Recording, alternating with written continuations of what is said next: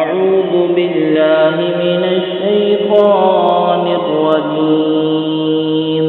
بسم الله الرحمن الرحيم.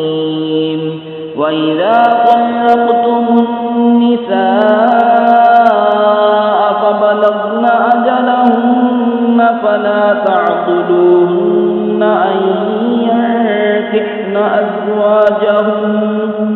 أزواجهن إذا تراضوا بينهم بالمعروف. ذلك يوعظ به من كان منكم يؤمن بالله واليوم الآخر.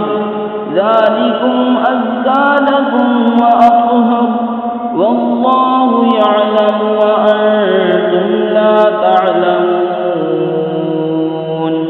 والوالدات يرضعن أولادهن حولين كاملين لمن أراد أن يتم الرضاعة.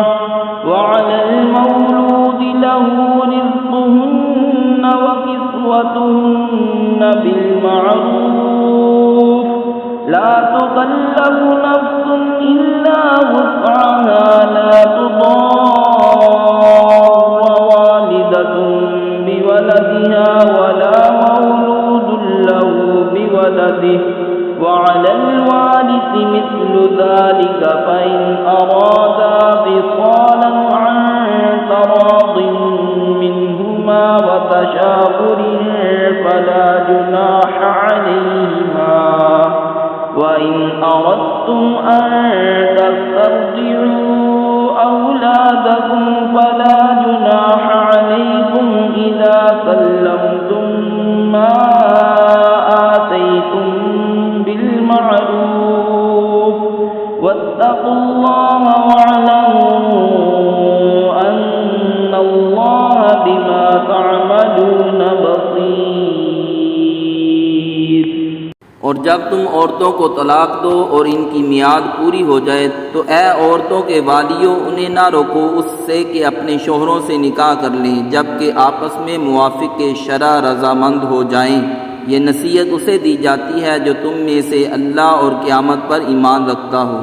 یہ تمہارے لیے زیادہ ستھرا ہے اور پاکیزہ ہے اور اللہ جانتا ہے اور تم نہیں جانتے. اور مائیں دودھ پلائیں اپنے بچوں کو پورے 2 برس اس کے لیے جو دودھ کی مدت پوری کرنی چاہے.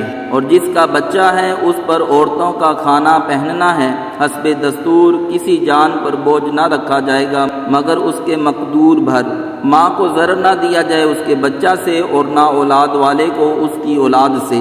یا ماں ضرر نہ دے اپنے بچہ کو اور نہ اولاد والا اپنی اولاد کو.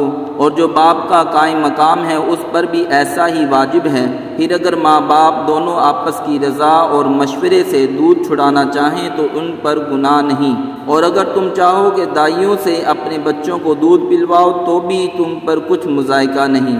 جبکہ جو دینا ٹھہرا تھا بلائی کے ساتھ انہیں ادا کر دو. اور اللہ سے ڈرتے رہو اور جان رکھو کہ اللہ تمہارے کام دیکھ رہا ہے. صدق اللہ